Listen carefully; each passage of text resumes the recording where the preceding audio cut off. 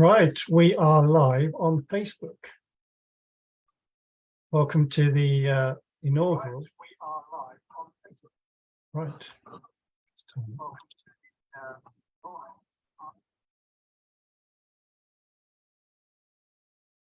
So we are live on Facebook, but no one's joined the group call and no one's live watching, but that's fine.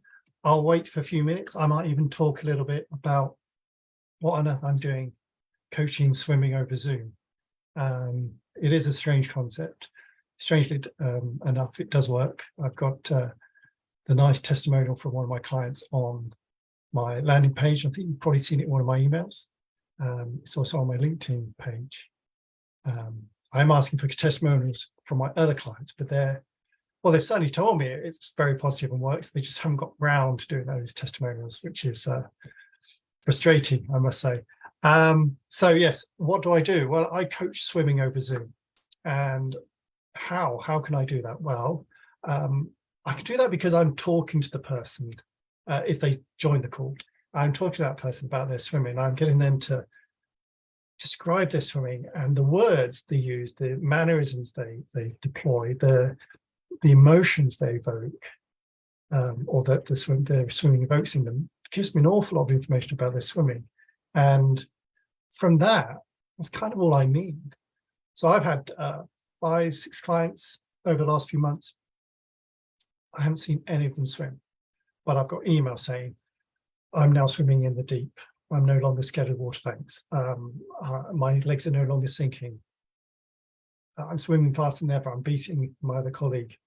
And the long testimony that you may have seen from Paul was so positive, so glowing. And so it's been so transformational for him. He came to me with his struggles, sinking legs, not getting anywhere, struggling to get to the end of the pool, like you may do, like I used to.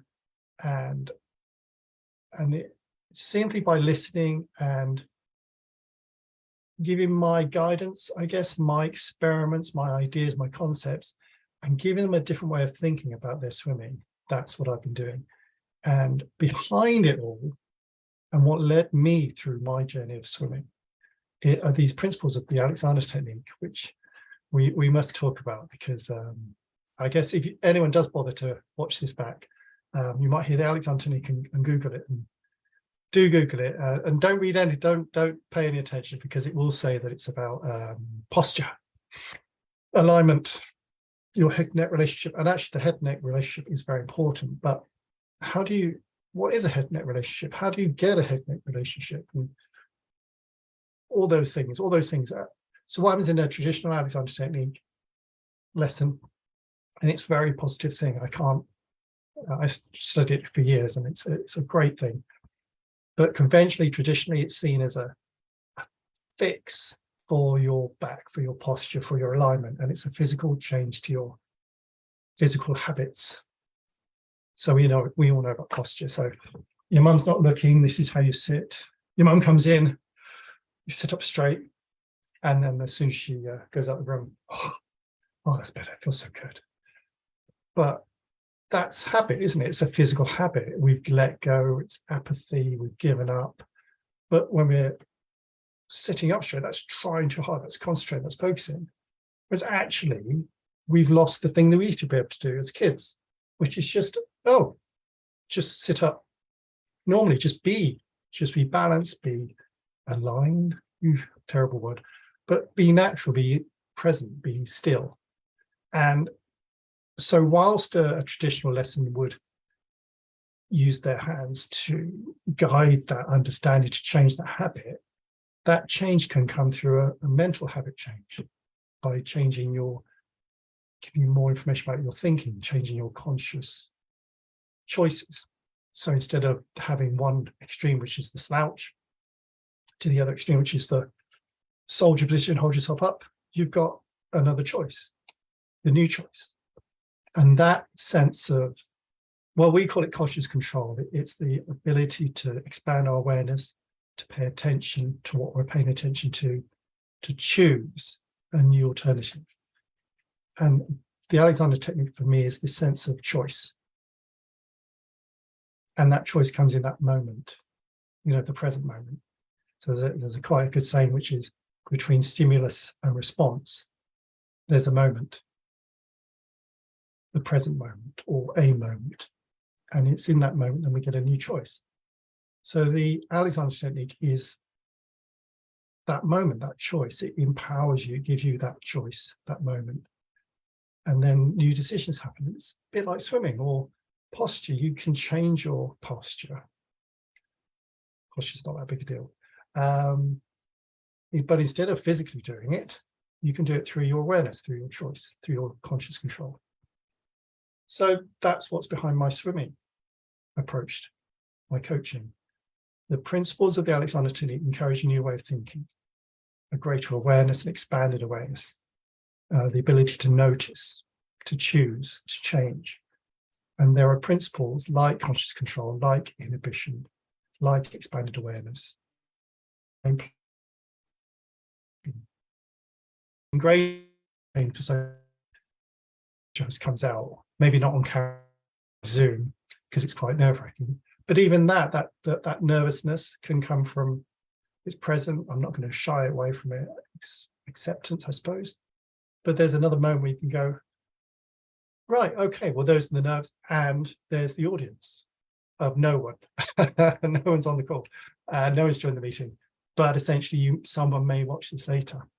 So where did I start? I started off, well, how do I do it? Well, I coach swimming over Zoom. I do it by listening to people, understanding their swimming, giving my guidance, my experiments, my ideas. But behind it, and I use the Alexander technique principles to encourage a new way of thinking. But it's not me telling the person what to do. It's really them listening to what I'm saying and hopefully following my lead, taking inspiration, trying my ideas, and employing the principles of the Alexander technique, my approach to the Alexander technique, in their own thinking. So if I give an example, Andy, super fit guy, good swimmer, tries really hard. And he was what I termed over swimming, really, with this is how I used to swim as well, with a lot of tension. So he went to the Olympic pool that is local to him, and he went with all this expectation and judgment. And I'm really going to go for it. I'm really going to prove to everyone that. And he emailed me, because we have an email correspondence back and forth between each call. And he said, oh, it was awful disaster, because he went in with that sense of expectation, judgment, and it affected his swimming. And so that's the thing, your thinking affects your swimming. My mum, my dear old mum, she's terrible, a lot of health issues at the moment. She can't really move because of some back problems. So she's standing up. She has trouble standing up. And when she stands up. She's pushing really hard to stand up. But hang on, you're pushing down, mum. Mum, you're pushing down to stand up. We all do it. We'll push down to stand up. But it's okay when we're younger. Well, I'm not that young, but when you're not physically restricted, you get through it. But it's the words used to describe the action that lead to the action. So you can give different words to standing. So instead of standing up, you can stand, or even you can unfold. You can give yourself a different set of words to choose that will lead to a different sort of movement. And it's that kind of approach that I take. So I think an example would be the standing up. I guess I would say to mum, where you could hinge. You could use your hinges. Think about how you are moving when you are coming out of a chair. I wouldn't use the word standing because it instills a habit, your old way of doing it. So that sense of getting out of a chair, well, what do you use? Well, you use your joints or your hinges, I suppose. Which ones do you use? Well, you use your knees, obviously. Ankles. Well, actually, not many people think about their ankles, but your ankles kind of move. And your hips. Well, we don't actually, a lot of us don't know. I didn't used to know where my hips were. I kind of thought, well, you stand with your hands on your hips. Well, if you do that now, while you've got a moment, pretty sure your hands won't be on your hips. Your hands will probably be on that thing sticking out, which is your pelvis. The top of your pelvis is what we will see people do. Your hips are much further down. They're at the top of your legs. They're kind of in your groin. And in fact, they're on the inside of your groin because the hips are joints inside you. The bit sticking out of the side of your legs, beneath your pelvis. That's the top of your femur, I think it is, the top of your leg. So anyway, there's a sense of understanding of a little bit of anatomy with the Alexander technique to give some context, but it's more to do with your understanding. And I guess that's why I've always said you probably see my emails, it's understanding versus technique. It's not understanding instead of technique, or it's not understanding no technique. Technique's important. You have to have a base of a technique.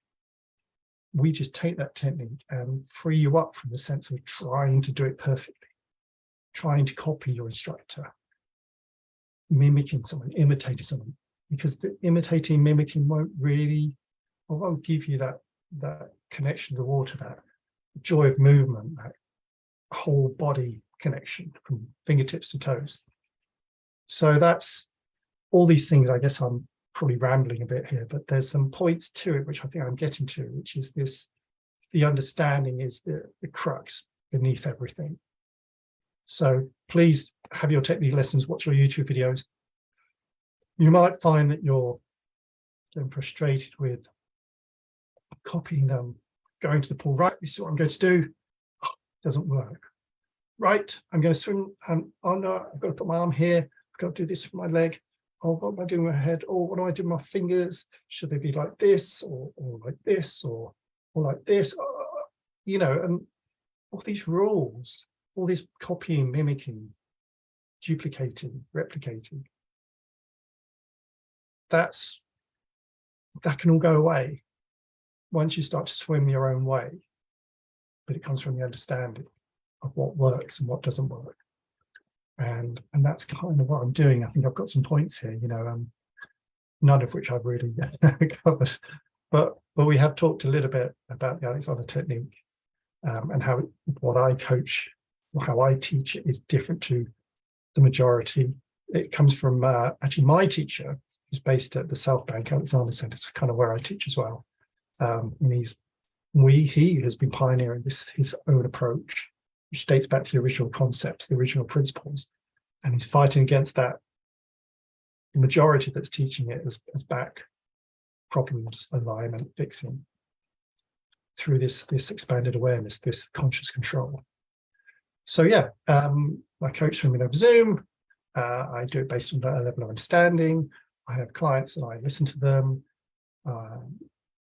They listen to what I say, and when they start to interpret it back and relate it back to me, are often in much more clarity than I've just explained it. Now, oh, that's really good, Marty. Marty came up with a phrase based on what I was saying.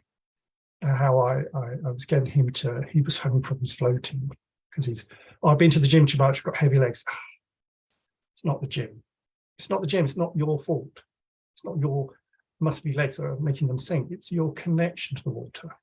Anyway, that's what I said. And we got him to judge his level of tension, or how much he's trying, and he's tensing his core muscles. All core muscles, they're not as important as you think. But what I was talking about was this sense of adjusting and noticing and monitoring and modulating, that sense of body tension. And I would get him to explore the range of this muscle tension. And I used an awareness term.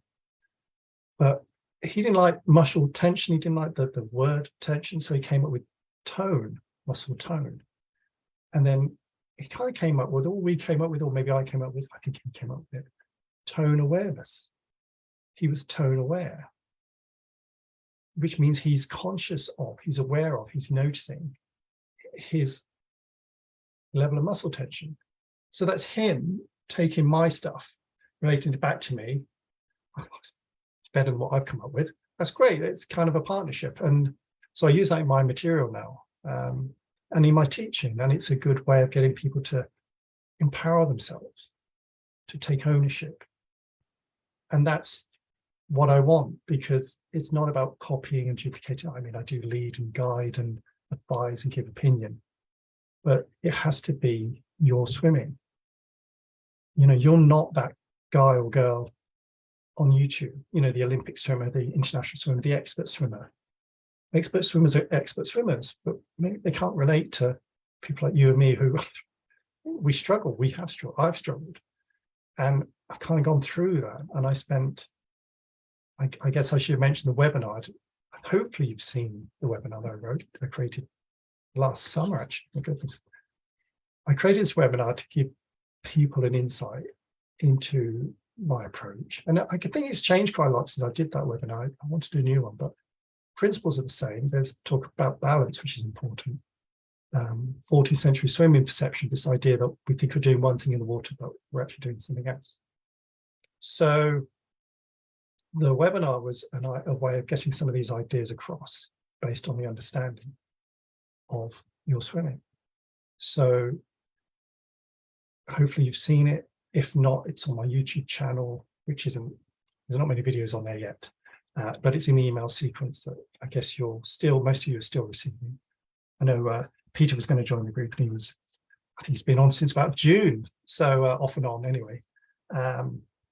Yeah, so I probably lost my point, my train of thought here, but the webinar was a way of getting information across of some of the ideas of, and so with what we're talking about Martin, his level of tone awareness, that comes up in the material now. Right. No, still, I was just seeing if anyone had joined or everyone's watching. And again, no, but that's no problem. I guess I can talk about this for ages, hopefully, although I might be rambling. So just check in. You're in the Facebook group. Thank you. You are welcome to answer some of the questions in which I posted, or comment on the post that I add in on a regular basis. Probably we're going to be doing some more of those. I don't post videos of me swimming. Specifically, it's a big rule. I don't have any swimming videos in my online material. Why? Well, does the world need any more swimming videos? No.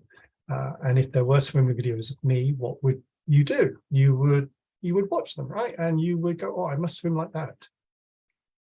So what I want is, I don't want you swimming like me. I mean, I do have some ideas and some concepts about movement and gracefulness and whole body swimming, all these things, but it has to be your own way. And that's the understanding that I want. So Martin was taking something I talked about, he interpreted it in his own way, he came up with his own words, he made it his own, and now I nicked it. But now he's using it, and he fixed his sinking legs. He didn't fix the legs, he just changed the way he balanced in the water through an awareness of his tone, of his muscle tone, of his tension. I think we talked about tension and then muscle tone, muscle tension, and then he didn't like the word tension, it stressed him out. So he came up with tone awareness. So yeah, I think that's an example of how the swimming coaching works. So you probably know, I think I've probably mentioned this. In fact, someone emailed to say, well, what do I do? And I guess I haven't covered that in the emails. I have an online course. You can buy that on intuitiveswimming.com, which is great. That's all the material I'm putting together, or have put together so far, and I'm still putting it together. It's written articles, it's ideas, experiments for you to take into the water. Not literally, obviously, just read them, have a couple of ideas, go into the water, try them out, come back, make some judgments, decisions, things to notice. It's getting you to make the choices and make the changes. There's a 3-month coaching program option where we meet every week for 12 weeks with a bit of give and take. You know, if you can't make 1 week, we can reschedule, but there will be a completion date, otherwise it drags on. And that's the sort of full premium package, you know, 3 months, 12 weeks of one-to-one bespoke content where you tell me your stuff and I give you my ideas, but then we work together to come up with more specific content for you. You still get the online course, you get the weekly calls, you get the group calls. They will be group calls if people went on the group calls, but they will be actually in a different group to this group. This is for the email sequence. You'll be in another group for actual clients. So that's a bit more interactive, a lot more interactive. So yeah, and then email support as well, because after each call, I'll see what we've talked about, and I'll get you to give me 5 takeaway points so you can recap, revise, relate, remember, and go away and come back. And then the next week we'll review, but we'll also talk about what happened last time. And then, if something doesn't work in the pool, that's great. That's better than it working, because that's how we learn, isn't it? Through things going wrong, or mistakes, or the feedback it went wrong. If an experiment, and I have lots of experiments, if they go wrong, that's simply because your expectations weren't what you thought. The outcome wasn't the one you expected. It's different to what you expected. It's still information. It's important. It's more important than it going well, in fact. So that's kind of what happens. Oh, and in between the online course, which is where you work on your own and study, you won't get very much. I'll phone you up. I'll say thank you for buying the course. I'll get some insight into your problems, and we'll put up a few emails back and forth. But in between that and the 3-month program, which is a big commitment, it's a long time, but I want the results for you and change, which isn't changing although they will be changing your thinking, change your mental action. So between stimulus and response, there's a moment. So the stimulus can be swimming. The stimulus can be your dad coming around and telling you how to fix that thing when you quite damn well know how to fix it. Sorry, that's my dad. Or it could be your boss coming in and giving you a deadline, giving you a hard time, and you're about to. But that stimulus and your response, there's a moment. And that's what we're playing with. That's the space we're playing in. So between the online course and the 12-week course, the 4-week course, and we might just work on one aspect of my program, which is probably going to be your balance. Everything starts with balance in swimming, and nobody talks about it. Very few people talk about it because it's not floating. Floating is a static thing. Balance is a floating in action. It's a dynamic thing. I was actually in the pool the other day, walked past the kids being taught by the swimming instructor, and they're doing a great job. But they're swimming to conventional terms. So they were actually floating, which is amazing because most swimming teachers don't teach floating. So I was pleased that they were teaching floating. But there were quite a few that couldn't. So the response was, kick your legs up, hold your tummy in, try hard. So for those kids who had this innate natural affinity for the water, they just floated. And thank goodness they weren't using floats, because floats are the antithesis to intuitive swimming, to natural swimming, to feeling at one with the water, because it's doing the work for you. But for those kids who couldn't float, there was no instruction about how to float or why they were having problems. It was simply try harder. But there's something lacking that these kids didn't have, that these kids who could float did have.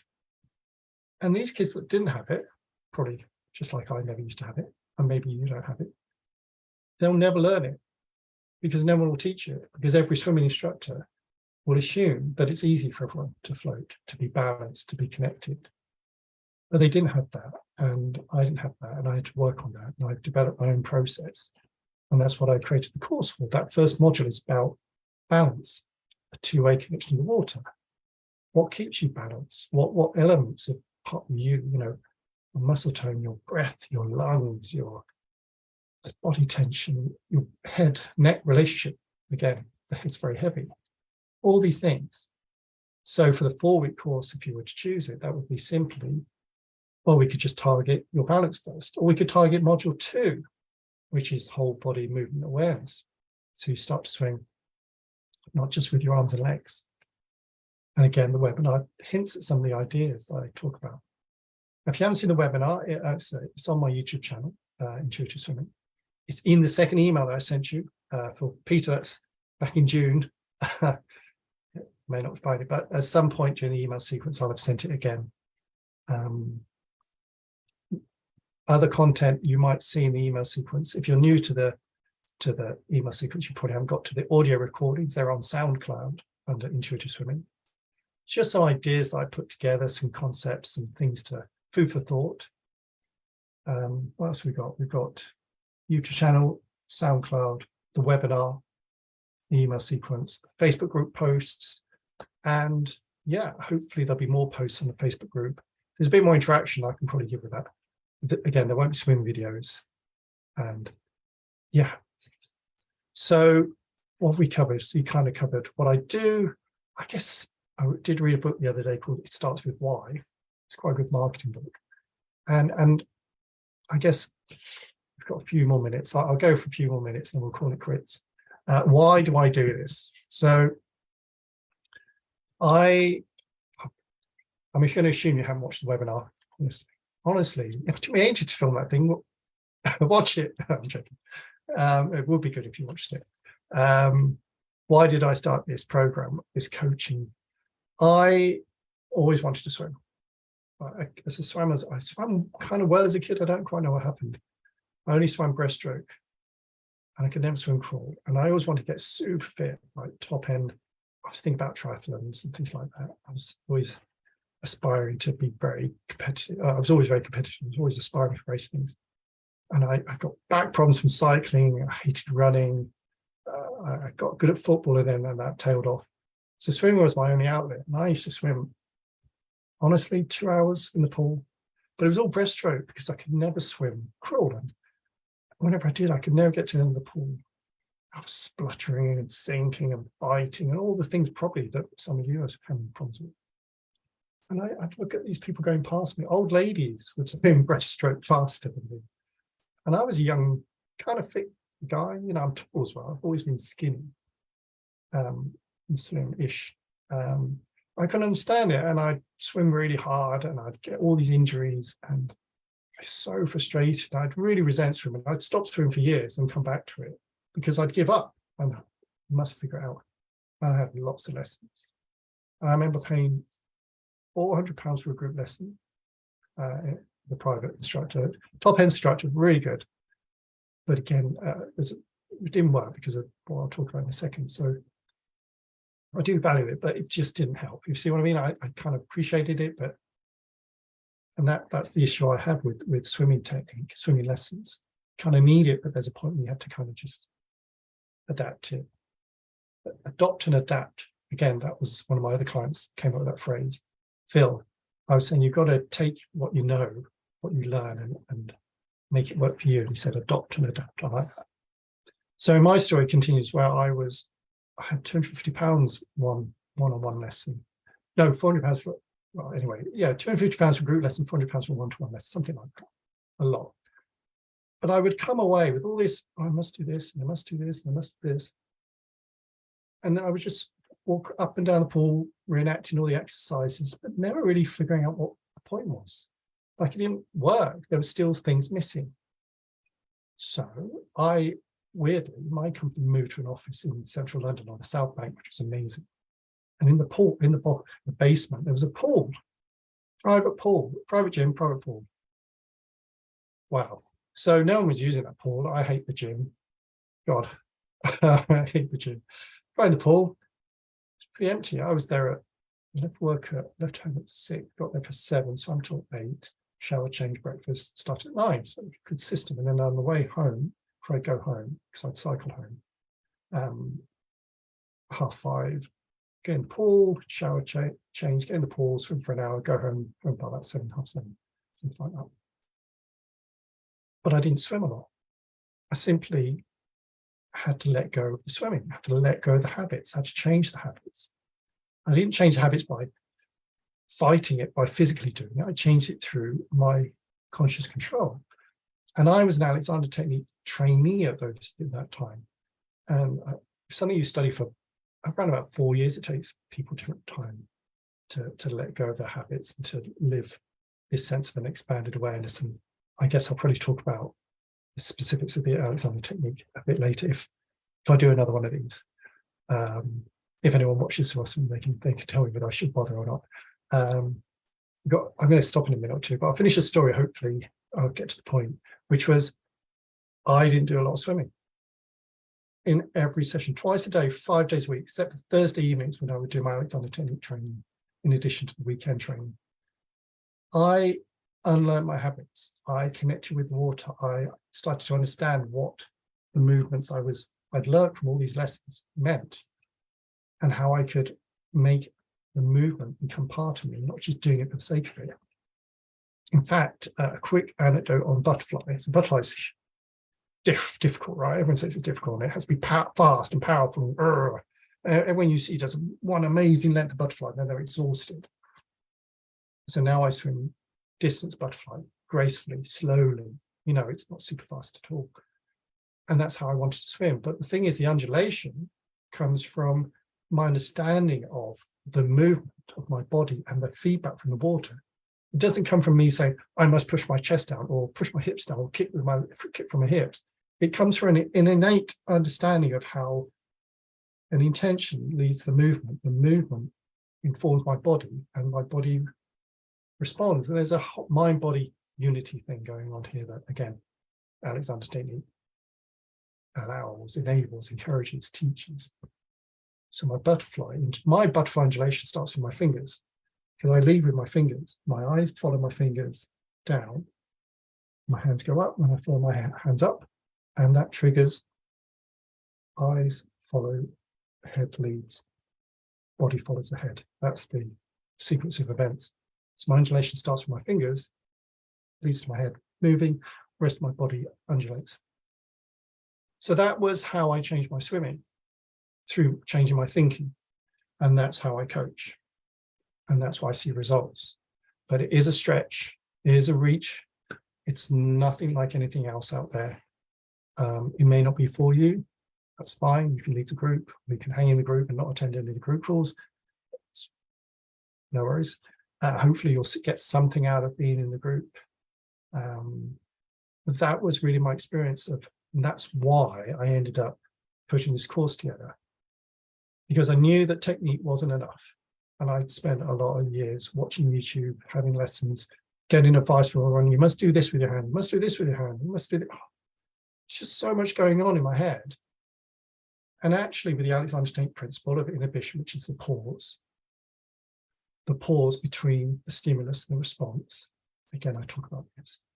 That pause enables a new chance to happen, a new change, a new moment. So I would learn about balance, connection. I would notice the water. I would expand my awareness to be aware of the sounds, the smells, the buoyancy, the feedback from the water. That would be the priority, not getting to the end of the pool, not counting lengths, not calorie counting, not beating the person next to me. So the why meant why I started all this. The why came out of the fact that I knew that there was something missing with my swimming. I could see around the pool that I swam in 5 days a week, twice a day, except on Thursdays, evenings. Everyone was struggling. I mean, there were super good swimmers and they were powering through, and that's fun. This isn't for them. But there were so many swimmers struggling with the fundamentals: connection to the water, movement in the water, and thinking in the water. Most of their thinking is, I must get to the end of the pool. I'm not fast enough. There's someone behind me. I'm not going quickly enough. Why am I struggling? Why am I sinking? All the things that I struggle with, I can kind of relate. And I think I relate better than a good swimmer who's now teaching. Because all swimming instructors are good swimmers because they want to give their knowledge. And they do a great job. But they give their knowledge from the position of being a good swimmer, which is why technique is their forte.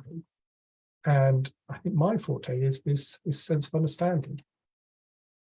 Right, well, that's over 30 minutes. Thank you for, well, actually, if you do watch this, thanks for taking the time. What I could do is try and transcribe it, and then maybe I'll put the transcription at the bottom. Depends on the viewing figures. Hopefully it was, I think, maybe not informed in terms of fixing your swimming, but hopefully you've got an understanding or an insight into why I'm doing it, what I'm doing, how I'm doing it, and what other information is available to you. Because I think in the email sequence, there's probably an awful lot of content. I just don't know, because no one replies. I don't know if people are reading them. So let's leave it there. So that was my first live to Facebook video. I have no idea if that's what's supposed to happen on these things. So All right, take care. Bye.